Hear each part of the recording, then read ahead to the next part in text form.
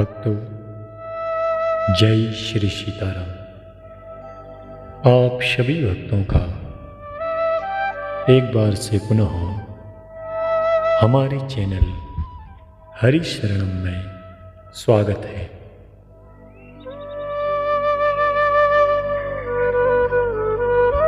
आज हम आप सभी भक्तों के लिए कार्तिक मास की महिमा को लेकर के उपस्थित हुए हैं। कार्तिक मास में किया जाने वाला सत्कर्म अनंत गुना फल देने वाला होता है। इस मास में किए जाने वाला तप, व्रत, तीर्थ का अनुगमन अथवा गौसेवा आदि कोई भी सत्कर्म अनंत गुना फलदायी हो जाता है।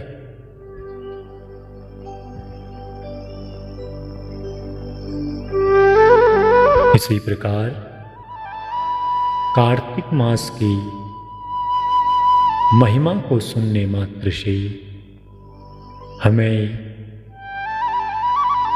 अष्टादश पुराणों को सुनने से अर्थात 18 पुराणों के श्रवण से जो फल प्राप्त होता है वो फल केवल कार्तिक महात्म्य के श्रवण से प्राप्त हो जाता है। पद्म पुराण में कार्तिक मास की महिमा को 29 अध्यायों में गाया गया है। तो आइए हम सब भी कार्तिक मास की पावन महिमा का श्रवण पान करें। उससे पूर्व भगवान विष्णु को नमन एवं वंदन करते हैं।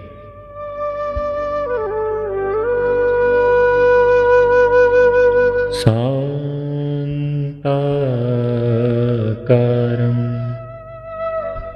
भुजगशयनं पद्मनाभं सुरेशं विश्वाधारं गगनसदृशं मेघवर्णं शुभांगं लक्ष्मीकान्तं कमलनयनं योगिभिर्ध्यानगम्यं वन्दे विष्णुं भवभयहरं सर्वलोकैकनाथम्। अब आइए चलते हैं पद्म पुराण के महात्म्य कार्तिक मास की महिमा में।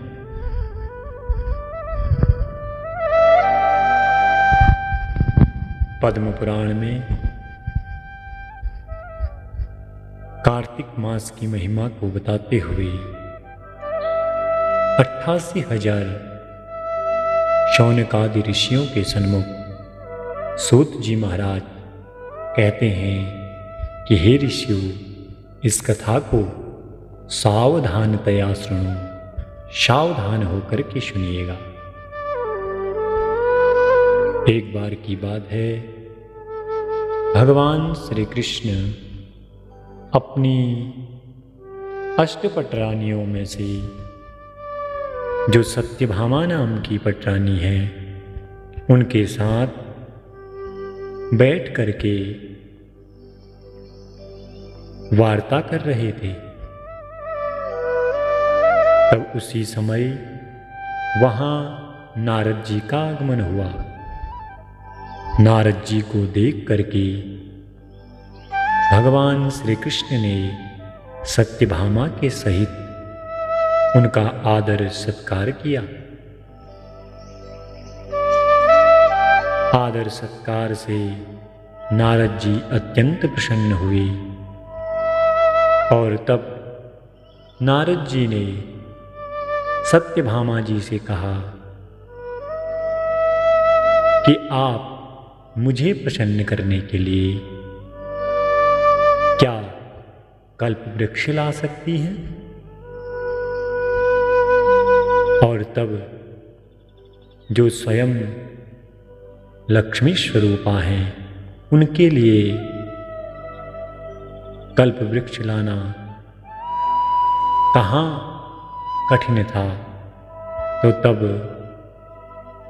नारद जी के कहते ही सत्यभामा जी ने उनके सन्मुख कल्प वृक्ष अपने आंगन में प्रकट कर दिया। इससे नारद जी अत्यंत प्रसन्न हुए और खूब आशीष देकर के वहां से चले गए। तब सत्यभामा अत्यंत प्रसन्न होकर के भगवान से बोली, हे नाथ, आज नारद जी हमारे द्वार से प्रसन्न होकर के लौट गए हैं। मैं अति प्रसन्न हूँ, मैं धन्य हूँ, मैंने सब कुछ कर लिया, मेरा जीवन सफल हो गया और मेरे जन्म के निदान मेरे वे माता पिता भी धन्य हो गई जिन्होंने मेरी जैसी त्रैलोक की सुंदरी कन्या को जन्म दिया।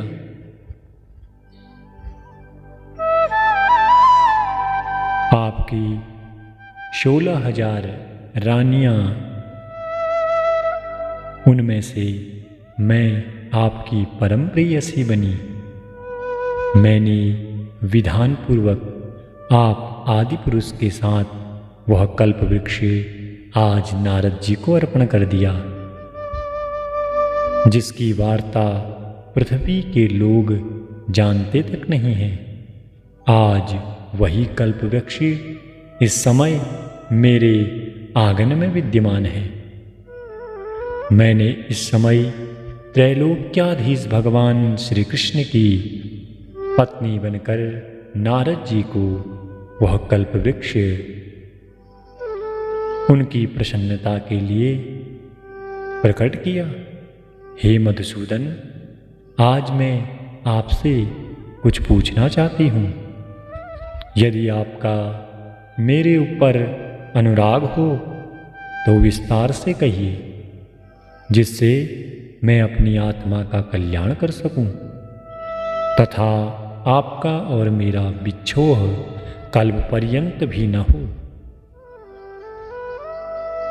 तब सौनकादि ऋषियों से सूत जी बोले, हे ऋषियों, सत्यभामा के यह वचन सुनकर मंद मंद मुस्कुराते हुए श्री कृष्ण जी सत्यभामा का हाथ पकड़े और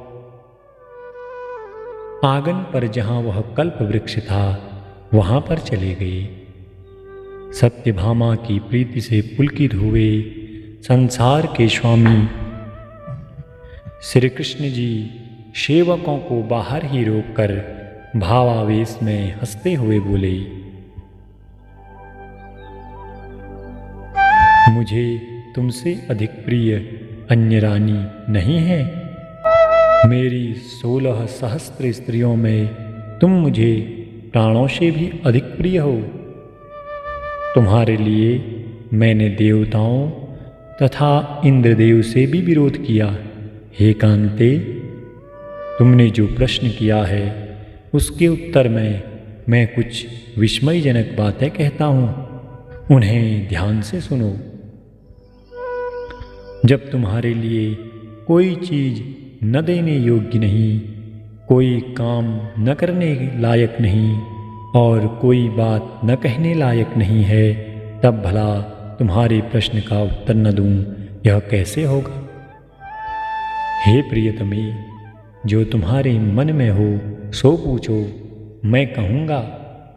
तब सत्यभामा जी कहने लगी, हे नाथ, मैंने पूर्व जन्म में ऐसा कौन सा दान व्रत किया था जिससे मृत्युलोक में मेरा जन्म हुआ तथा आपकी अर्धांगिनी बनी। दानम व्रतम तपोवापि किम पूर्वम कृतम मया। गरुड़गामिनी हुई एवं आपके साथ स्वर्ग आदि लोकों में घूमती हूँ। मैं आपसे पूछती हूँ कि मैंने ऐसा कौन सा शुभ कार्य किया था। मैंने पूर्व योनि में किस जगह पर जन्म लिया, मेरा स्वभाव कैसा था और मैं किसकी पुत्री थी, यह सब मैं आपसे जानना चाहती हूँ। तब भगवान श्री कृष्ण ने कहा, शृणुस्वे कमनाकांते यथा त्वं पूर्वजन्मनि। हे प्रिय, पूर्व जन्म में तुम जो थी और तुमने जो किया था सो एकाग्र होकर सुनो। उस समय तुमने जो व्रत तथा पुण्य किया था और जिसकी पुत्री रही सो सब मैं कहता हूँ। सतयुग के बीतने पर त्रेता में माया नगरी में अग्निहोत्र और वेद वेदांगों को जानने वाला देव शर्मा नामक एक ब्राह्मण रहता था। वह नित्य अभ्यागतों की सेवा, हवन, सूर्य की आराधना करता। अतएव वह भी द्वितीय सूर्य के समान तेजस्वी था। बुढ़ापे में उसकी गुणवती नाम की एक पुत्री हुई। शयानी होने पर उसने चंद्र नामक अपने एक शिष्य के साथ उसका विवाह कर दिया। अब पुत्रहीन देव शर्मा उस शिष्य को ही पुत्र की भांति और शिष्य भी देव शर्मा को पिता के समान मानता हुआ साथ रहने लगा। एक समय वे दोनों कुशा और ईंधन लाने के लिए वन में गए। वहां एक बड़े पर्वत के समीप जंगल में घूम रहे थे। इसी समय अपनी ओर आते हुए किसी दैत्य को उन्होंने देखा। दैत्य के भय से उनके अंग प्रत्यंग शिथिल हो गए और भागने की भी शक्ति लुप्त हो गई। यमराज के समान उस भयंकर राक्षस ने तत्काल आकर उन दोनों को मार डाला। मरणोपरांत उस क्षेत्र के प्रभाव से तथा धर्मात्मा होने के कारण पार्षदगण उनको वैकुंठ धाम ले गए। उन्होंने जीवन भर सूर्य की आराधना आदि सुकर्म किए थे। इसी से मैं उन पर प्रसन्न हो गया। शिव, सूर्य, गणेश, विष्णु और दुर्गा की उपासना करने वाले प्राणी मेरे लोक में वैसे ही पहुँचते हैं जैसे वर्षा का जल समुद्र में बहकर चला जाता है। वैकुंठ भवनम नीतो मदगणेर मत समीप गेहे यावज्जीवं जीवम तु याताभ्याम सूर्य पूजादिकम कृतम। एकमात्र होता हुआ भी मैं काल कर्म के भेद से 5 तरह का हूँ। जैसा अकेला देवदत्त बालक भ्राता आदि अनेक नामों से पुकारा जाता है। जब वे मेरे वैकुंठ में आए तब विमान पर चढ़े हुए सूर्य के समान तेजस्वी मेरे ही जैसे रूपवान और दिव्य चंदन तथा माला धारण किए थे, वे वहाँ मेरे ही पास रहने लगे। भक्तों, इस प्रकार से कार्तिक महात्म्य का पहला अध्याय यहाँ विश्राम लेता है। दूसरे अध्याय में सूत जी शौनक आदि ऋषियों से कहते हैं, फिर श्री कृष्ण ने सत्यभामा जी से कहा, हे प्रिय, उधर गुणवती ने अपने पिता तथा पति का राक्षस द्वारा मरण सुना तो वह दुखित होकर विलाप करने लगी। वह बोली, हा प्राणनाथ, हा पिता, तुम मुझको त्याग कर कहाँ चले गए? अब मैं आप लोगों के बिना असहायिनी हो गई हूँ। हा अब मेरा क्या होगा? अब मैं क्या करूं? अब भोजन वस्त्रादिकों से कौन मेरा पालन पोषण करेगा? कोई कार्य भी करने का शऊर मुझे नहीं है। अब कौन स्नेह से मुझ विधवा का पालन करेगा? मैं कहाँ जाऊं? कहाँ रहूं? क्या करूं? हाँ, मैं ऐसे घृणित हो गई, मुझ पर देव कोप हो गया है। अब मैं किस तरह जीऊं? मैं बड़ी पापिनी हूं। श्री कृष्ण बोले, चील पक्षी की भांति रोती हुई गुणवती व्याकुल होकर वायु से झकझोर हुए केले के वृक्ष की भांति पृथ्वी पर गिर गई। बहुत देर के बाद होश में आई तो फिर बहुत विलाप कर दुख से विकल होती हुई शोक सागर में डूब गई। तदंतर अपने घर की अनेक वस्तुएं बेचकर उसने बड़ी सावधानी के साथ यथाविधि पिता और पति का श्राद्धादि कर्म किया और भगवान विष्णु की भक्ति में रत होकर वह शुद्ध और शांत भाव से इंद्रियों को वश में करके उसी पुरी में रहने लगी। जन्म से मरण पर्यंत वह एकादशी तथा कार्तिक के व्रत को विधिवत कर रही है।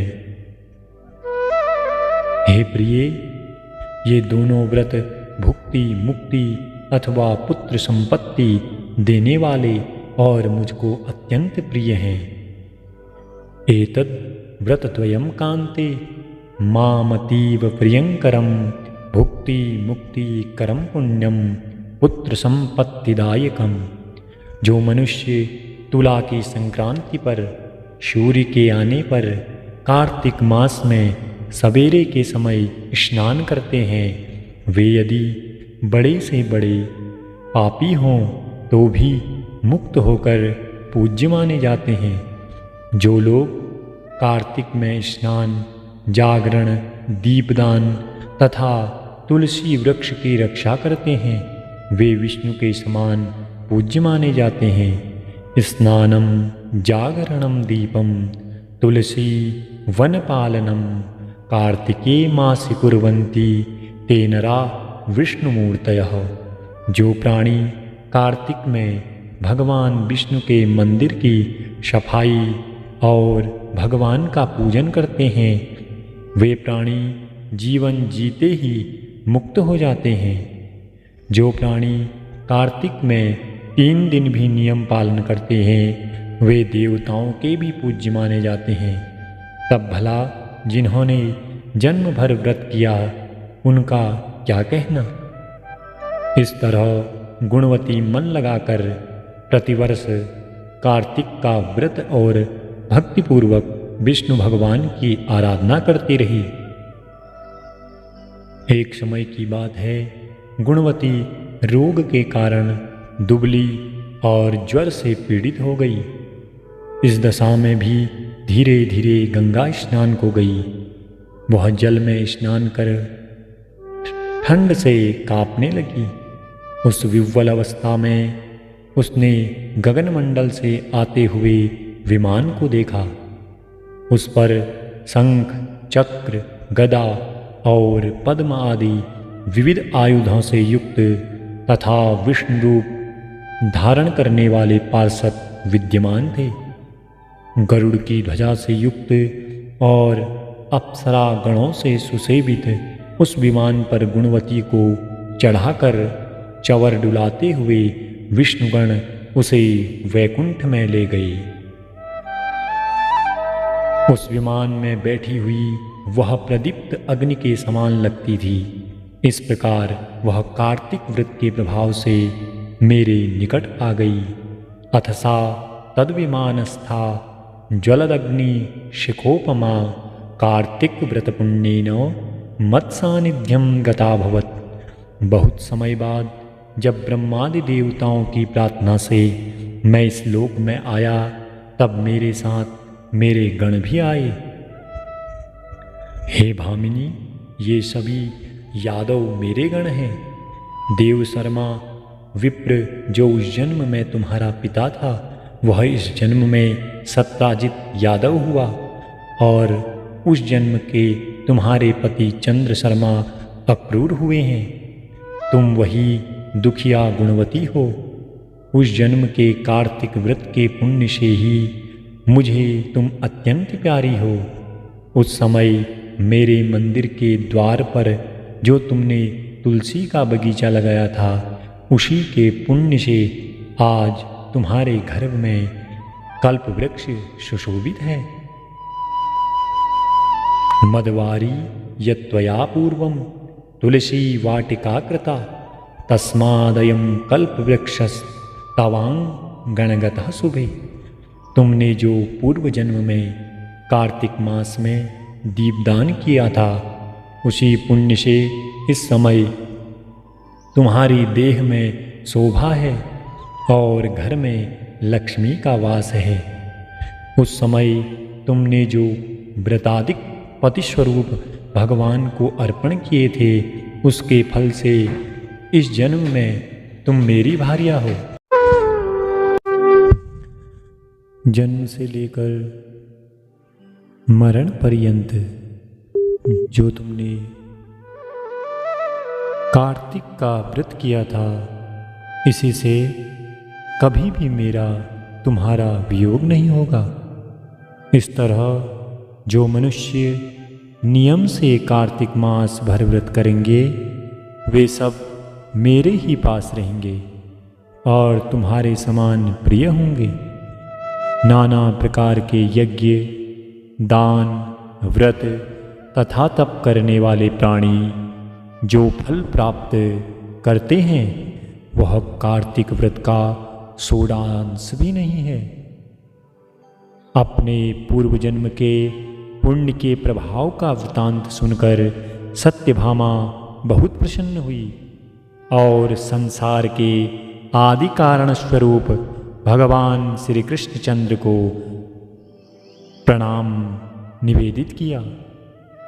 भक्तों, इस प्रकार से आज हमने कार्तिक महात्म्य के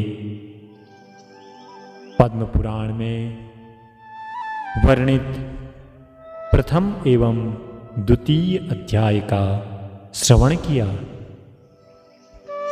आगे की कथा अन्य वीडियो में हम लेकर के आपके सामने प्रस्तुत होंगे। तब तक के लिए जय जय श्री सीताराम।